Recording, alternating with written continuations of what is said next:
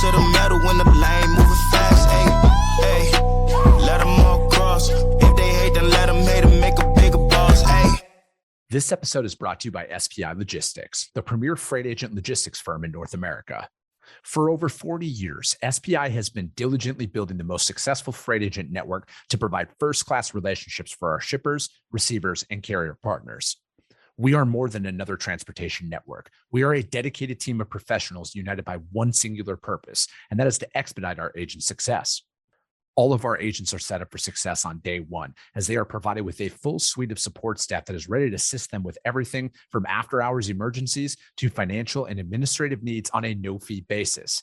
This way, you can focus on continuing to grow your business. There is no financial risk to start, and you have the ability to earn up to 75% in commissions. If you are looking to take control of your financial future and build your business with the backing of one of the most successful logistics firms in North America, visit www.spi3pl.com to learn more. Do me a favor and let them know that the Freight Coach sent you. What is up, ladies and gentlemen? We are back. We are live. It is the Freight Coach Podcast, the top podcast in transportation, coming to you guys every single weekday, 8:30 a.m. Pacific, 10:30 Central, to break down some industry headlines. But most importantly, you guys, provide some actual insight into what you can do with all of this information. If this is your first time tuning in, welcome. This is the real side of freight, ladies and gentlemen. And I do say that before every single show. And what I mean by that is I only speak with transportation professionals because at the end of the day, you guys, I want to talk to the right individuals who have done what you're looking to do or who are currently doing what you're trying to achieve. So you can take that information, apply it, utilize it, and see a meaningful difference in your business and your life. Happy Wednesday, everybody. I got a very special guest for you guys. I'm going to bring him up in just a second, but I do have just a quick announcement there.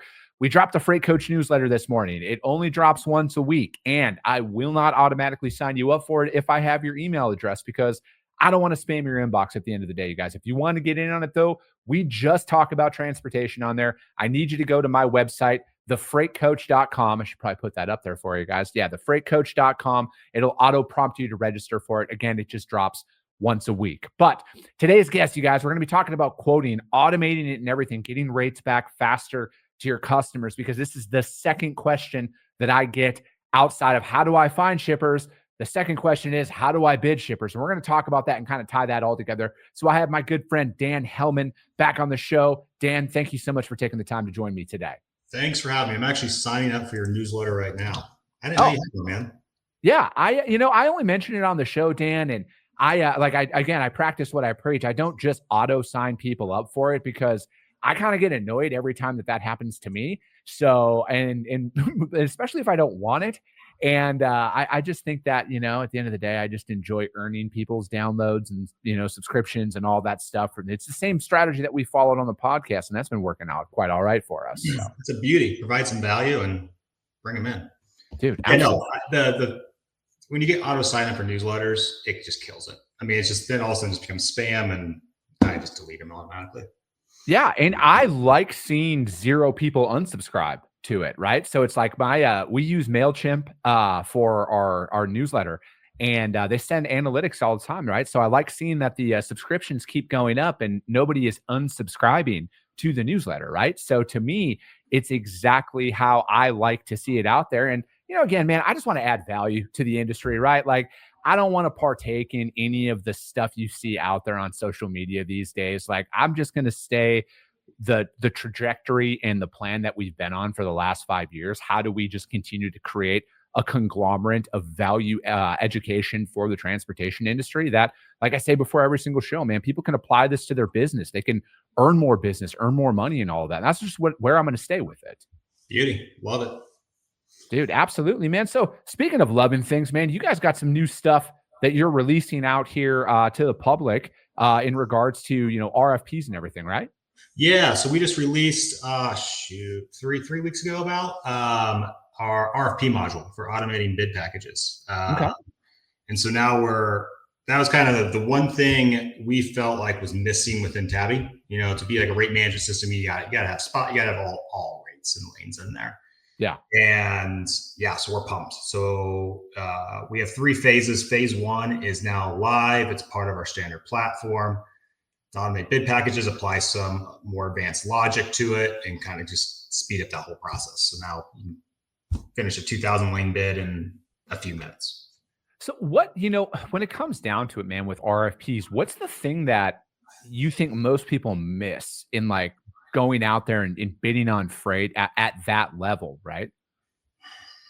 I think the biggest things that, and I'm going back to like when I was a broker and remember like doing RFPs is mind numbing as a broker. I feel like unless you got a system or a pricing team or something like that, it consists of all nighters and like 2 6-packs of beer and blaring some music. I mean, it's just mind numbing.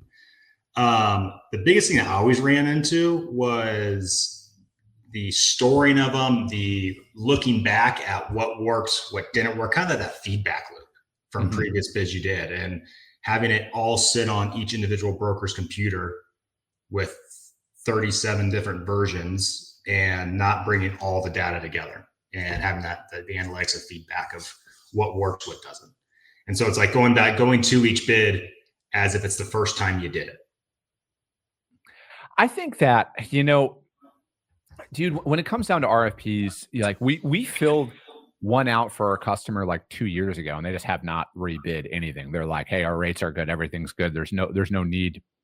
But to me, it's more of like I'm as we grow and like our freight volume grows out there, Dan, I'm really trying to like study our analytics on like what are we paying into certain regions out there? Does the rate actually change? Because like from my perspective, man, rates are not as volatile as people kind of like to paint out there, especially going into like specific regions and stuff like that. And, to me, it's like, how do I dial this in to where it's like I'm able to send a consistent price out to my customer 12 months out of the year? Yes, there's going to be times where we lose a little bit of money on it or break even or our margin's smaller than others. But like, how do I deliver that consistency out there so where our customers know exactly what we're going to charge them? And, for me, it's like, I also like to see our win rate, right? Like, what are we winning at? How do we need to tailor it? Are we really off by that much? And then I also, because again, like going out there in the market and stuff like that, it's like, how competitive are we to others? And then most importantly, how fast are we in getting prices? Because I still think to this day, this is going to be more of spot market compared to RFP, but like the faster you can get a rate back to a customer, the higher the likelihood you're going to win that one. I have plenty of internal data to really back that up. But to me, it's like, I want to study this stuff and then go out there and like paint that picture, because I feel like with one customer, as long as the freight type and everything is very aligned, you can go and sell that out there to any of your prospects. And that's where like the real value lies, where it's like, you can paint that picture, because everybody likes to say we have trucks in the area, as opposed to, hey, we have 6 flatbeds with 4-foot tarps, edge protectors in this area these days of the week. These are the rates that we need going to these specific regions out there. It doesn't matter if it's going to Logan, Utah, Provo, Utah, wherever. This is the exact same price that we're going to charge you. That to me is like where all the secret sauce really lies. You're so spot on. I mean, the days of marketing and selling that you have 70,000 carriers under contract, that you service all lower 48, we can do it all. What's your volume? I can do it. Those days are gone, because every single broker can do that. I mean, that's you're saying the same pitch over and over again, but coming with actual data and actual details that, like you said, these trucks with this size tarps on Tuesdays and Wednesdays, I'm currently doing 12 of them a day right now. I have capacity to take on 4 more loads a day for that. Or bringing details into, I can do 5 loads a day out of this location because I'm sending trucks from here and here and here. Like actually bringing some analytics and data to show that it truly is a network and not give me a load of stuff. No, absolutely, man. And this is stuff that drivers, owner ops, and fleets, I mean, especially the larger fleets, I would assume this is how they're out there selling their capacity, but this is all completely transferable into, if you own you're an owner operator, you have 5 trucks in your fleet or whatever that looks like. That's how you go out there and really develop business. And again, I know somebody out there can say, oh, I never had to do that. We just got access to all their freight right away. But like literally every customer I've ever onboarded in the entirety of my career, you start with minimal freight at the beginning. Like your exposure to their overall outbound freight is minimal. And for me, it's like, dude, it took us 2 years of moving freight with somebody before they're like, hey, we want you to take on everything. Like you've proven it. Wow, we had a shakeup with one of your competitors. They're gone. We want you to take on everything. But here's the caveat. They said, do you feel comfortable taking on everything? And they wanted to know, because like we've just been honest with them as we come. And then as I'm developing business, Dan, with a customer, I'll let them know. If they're like, hey, do you have a truck for this? I'll be like, this is a new lane for us. Let me work on it for a little bit. And if we can't find a tangible option for them, I'm not rolling the dice, because the difference between the freight market today in developing business and pre-COVID, like you literally have one shot, man. If you drop the ball early on with a customer and you haven't earned any trust, you're done. Yeah, 100%. Like I remember back when I was a broker, it was a large cradle to grave shop I was working at. And, you fill out bids nonstop. And I remember one bid, I won a whole bunch of business. And the first thing that was in my mind was, shit, I screwed this up so bad. Because it's like, that doesn't happen. And lo and behold, I did screw it up. Like my rates were way too low. And so you have to do the backpedal, try and navigate what to give back, what no, and how to finagle all that. When you get a whole bunch right away, at least especially back in the day, it's usually you screwed something up possibly. Now it's a little different, especially based on the company and what you're putting into it and the value add, all of that. But if it's like there's not a relationship there and it's just a rate driven thing, you probably screwed something up. Yeah. And Dan, we've both worked for larger shops back in the day, and I don't have the luxury of brand recognition out there when I'm developing business, nor do I have the luxury of falling back on the stability of a proven track record of said brand on how we might perform out there in the market, right? So it's like we're out there and we're trying to build it right from the first time, and it's impossible. We mess up, we make our mistakes, we own our mistakes, but we're out there trying to set that tone right away. Hey, here's how we operate. This is how we're going to perform for you. And it takes a long time to build something up, and it takes you a second to lose it all when you go out there and you overpromise and underdeliver. And it's the same thing like when markets fluctuate. And I know there's a lot of people in this industry right now that have never seen a carrier market. So they're like, oh, it's easy to cover freight. What are you talking about? This is the easiest job ever.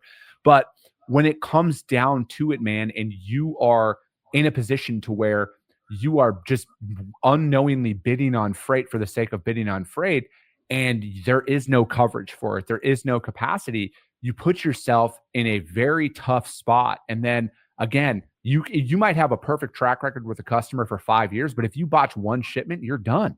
Yeah. Like you're done. They're going to start looking at your competitors. And that's all a guy like me who has experience and some of the other killers that we both know in this industry, that's all we need.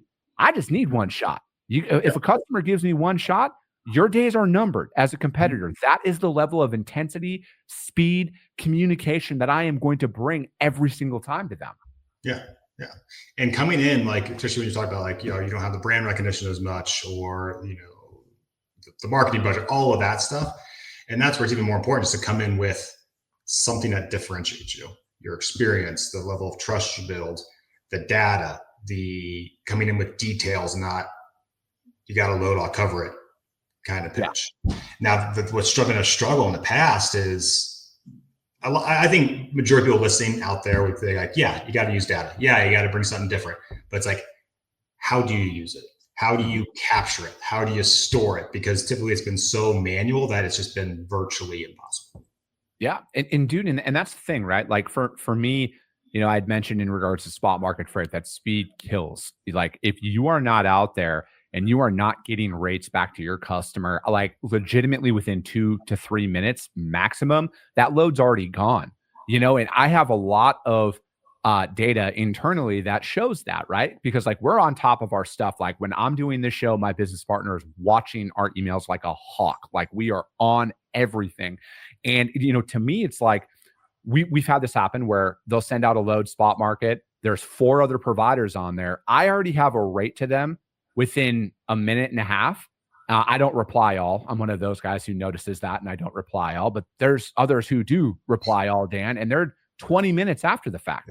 I already have the tender, and they're like, oh, we're working on this right now. It's like, man, where's the urgency out there? Like with technology today, if you have the budget for it, there is no excuse that you cannot get a rate back to your customers within a minute. Mm-hmm. Yeah, 100%. And I remember back from being on the floor, I always love people that reply at all. Like, come on, man, pay attention to details. And then you get someone to be like, oh yeah, it's gonna be $1,200. Then someone replies all $1,195. Then someone replies all $1,190. It's like, dude, that's the thing, man, is it's like, it's not the Price is Right out there. And, for me, it's, if your strategy is just to go as cheap as possible for as long as possible, it's a losing strategy in business, there's like, always gonna be someone cheaper. There's yeah. always gonna be someone cheaper. But what differentiates you at that point, right? Are you setting that tone early on with your customers that shows you are worth the additional money? Because I mean, I was just talking with Ken Adamo with DAT. He was on the show on Monday. And, again, people don't make money if the freight's sitting, right? Like if you quote your customer and you can't get it done, I don't know a manufacturer or a shipper in the United States of America who loves their freight sitting on their docks and not on their customer shelves selling, right? So it's like, to me, you can prove to them why you're worth $250, $300 more a shipment, and you can set that tone right away. Like that's got to be in your business development strategy when you're going out there and trying to build. Yeah. And it's going to be part of the strategy, not just to your main contact, like the transportation manager. You got to work multi-thread different departments. You got to educate the finance team. Because a lot of times people on the finance side, they don't understand transportation. They just think a truck shows up. It's what it costs. It's like Expedia and it picks it up and delivers. That's all it is. That educating them on what the true cost is of late deliveries, of claims, of that, and why you're worth the extra $100, $200. Mm-hmm. I think that there's a false sense of like people put revenue customers, they put them on a pedestal in, I think, the wrong way at times, in the assumption that they have it all figured out and that they're not actually looking for partners out there to keep them informed about what's going on. And, I've heard this time and time again throughout my career, and I'll summarize it like this. We're a manufacturer. We're not a transportation company. That's literally why we hire you, is so you can keep us up to date on things that are going on out there in the market. And, again, it's like, you just got to look at those little things, because those cost savings, you might quote more than everybody else, but those cost savings that you can deliver to them are by assessing their apps, their network as a whole, and being like, hey, you always ship out a partial on this day and this day. Have you guys ever thought about holding this ship date by one day and then putting this as a 1-pick 2-drop full truckload? It's going to save you on this and this, and network optimization and stuff like that. Like, you have to dissect that stuff. Yes, that comes in time, but at the end of the day, this is why they hire you. They don't hire you just to provide them rates, all right? Because anybody can do that. Anybody can find trucks out there. It's like, are you really helping them improve their operations? Because I view us in my company, Dan, we are a direct reflection of our customer to their customer, all right? We are the ones delivering to their customers every single time. So if they have a negative effect on, like, a viewpoint of my service, they might have a negative viewpoint on my customer, and then my customer is going to lose business from that, right? So again, it's like that. That's just a level of care and communication that we want to bring to the table every single time. 100%. A while back, it might have been like 6-9 months ago, I did like a webinar with John Rivers, a consultant in the industry.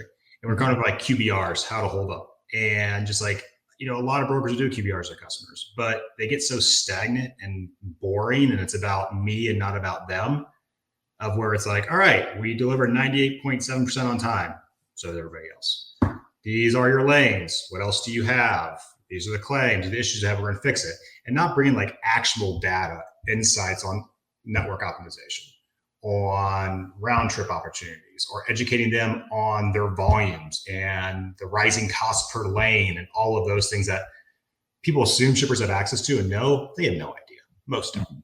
Even the advanced companies, I've met with a buddy of mine who is the head of financial analytics for an extremely large shipper. And he's like, we just started tracking that.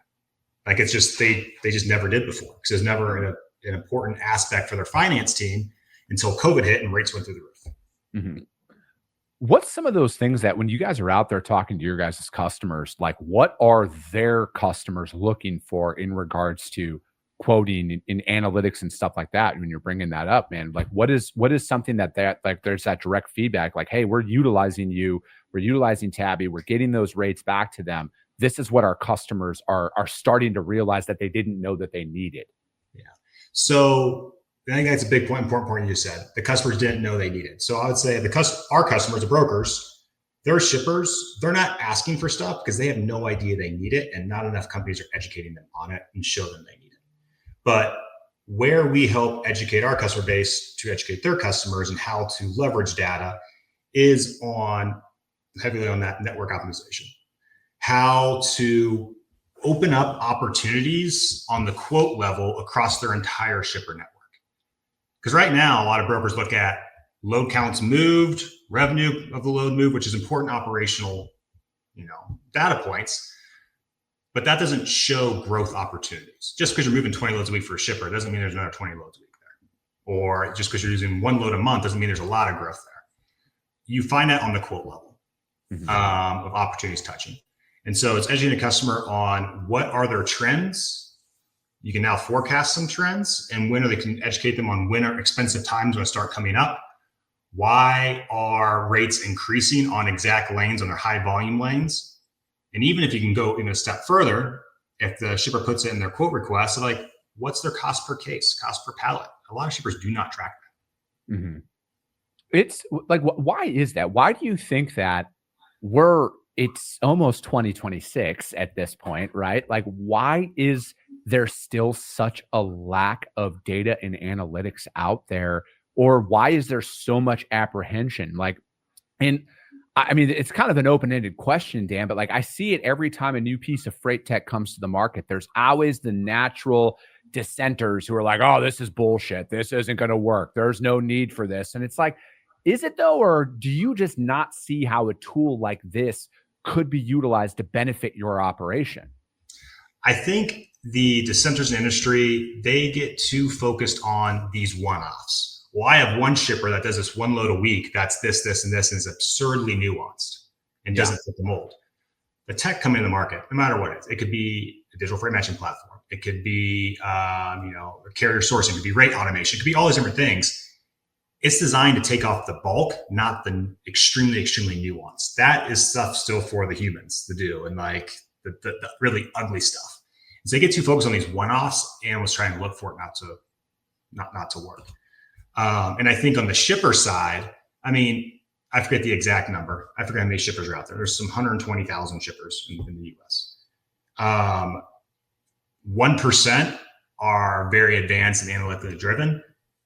The rest, generally speaking, are the person running the transportation department was a lot of times, they didn't go to supply chain management, they didn't get supply chain rate. They might have worked the dock and moved up. And so it's just not what they've experienced so far. Now I think the shift we're starting to see is the younger generation getting more leadership that's been around, a little more data, a little more tech, and kind of embracing it more. So I think that's what's kind of helped pushing it and driving it. It's kind of like the changing the guards of leadership. Yeah, I think that from my perspective, Dan, all freight's the same when it's legal, regardless of the mode. Like as soon as it gets over dimensional, yes, that's where the nuance comes in at the end of the day. But it's like whether, and you could break it down like this. Here's a perfect parallel, you guys. Refrigerated freight. There's like 3 classifications of it: fresh, frozen, temperature controlled, right? Same thing in the open deck. There's 3 classifications of it, essentially. You got flatbed step. That's the exact same trailer out there. Tarps, no tarps, edge protectors, no edge protectors, straps or chains. Like it's all plug and play out there. So anybody who sits there and thinks that their book of business is some special snowflake is like completely missing the mark on how transferable all this stuff is. And you brought up digital freight matching there, Dan. We are not that far off from that being a reality for like at least 50% of the dry van freight that's moved out there. Mm-hmm. Like it is going to come to a point, and you guys are going to see this. Every load that's moved out there between Dallas and Chicago, that all falls into a category of between 40 and 42,000 pounds, always has 26 pallets. First come, first serve. That shit can be automated, and it will be automated. And then the tech-savvy brokers and carriers out there are going to have rates, and it doesn't matter if that shipper moves that once in a month, once in a week, or 100 times in a week. You're going to have an automated rating system in there that is going to spit them rates, and there's going to be an interface where they're just going to say accept, send, and that is all going to be digitized, you guys. It is happening in front of you, and if you can't see that, That is a major roadblock that you need to overcome, because Convoy, Uber, all of those early, I would call them pioneers of the digital freight matching space. They might have just been too early to the game, you guys. Someone's going to perfect that, dial that in, and they are going to clean house with freight. They really are. And that's what you're going to see. Like it's never, the human's never going to be completely eliminated. Like I don't get the data's too messy. There's too many hands in the mix. But what you're going to see is like, the last figure I kind of seen is like, all right, the average revenue per head for brokerage is anywhere between like $1.5 million to $2 million per head on average. Yeah. You're going to start seeing that grow to $8 million a head. Fuck yeah. Just because of pure efficiency. The transactional costs per load is going to start declining rapidly. And so it's just seeing like more people do a lot more and getting that easy stuff touchless and not having to deal with it and just managing those exceptions. That's where the industry's going. 100%, man. And that is literally on our roadmap inside of my operation. How do we increase our revenue head per our seat to that like max level? Because I want to see, man, how much can we automate? Because like, I literally think 95% of my day can and should be automated as a freight broker. Like it literally should. The 5% of my day that can never be automated is me cold calling. Me trying to go out there and reach out to customers, earn more business. Same thing when a carrier talks to, like, again, I don't want to do that. I've heard some very compelling arguments on how you can do that. And I get that. I just am going to choose to not do that because I want them to know that comfort level, right? It's just like when you walk onto an airplane. It's on autopilot, man, but I'm not stepping foot on that motherfucker if there isn't two pilots in the cockpit. All right. And it's just that comfort level. And that's where I think that we're not at yet. But I think that a lot of the companies out there, and dude, and I just broke down an article about UPS yesterday and trying to get rid of all their drivers and all of their Teamsters members that are out there, man, because they're looking to increase automation to reduce their overhead. And I think like there's a lot of companies out there that are going to do that. I'm taking the stance, and I've said this for years now, I am going to automate everything I can. So when I need to hire people, I'm hiring the right 5, not hiring 20 and hoping that 5 make it. And then it's arming them with the right technology. And again, here's the other caveat, guys. My company will never have cap commissions. So I want to automate it to my people can make a fuckload of money out there because I'm a capitalist. I want my people to make a lot of money too. Yeah. And it's like having humans focus on human tasks. But then also when you want to have that white glove service, the human interaction, it's not just having human do interactions for human purposes. It's like bringing extra value. Mm-hmm. Think about like your experience when you go to McDonald's versus Chick-fil-A. Both are having humans take your orders, but one's a lot more pleasant experience because of the training they put behind the people and the welcoming, all those extra little touches. And so don't just have your people talk to carriers just to get the load and be done, but it's like, how do you elevate that experience? Yeah, dude, I look at it like this. My operation, we're a hospitality company that just happens to move truckloads. Like legitimately, man, we're out there trying to add as much value as we possibly can out there to the market. But like all my guests, you guys, Dan has a day job and he's got stuff to get to today. So Dan, I appreciate you taking the time to chop it up with me. How does anybody reach out to you guys to find out more about what you got going on?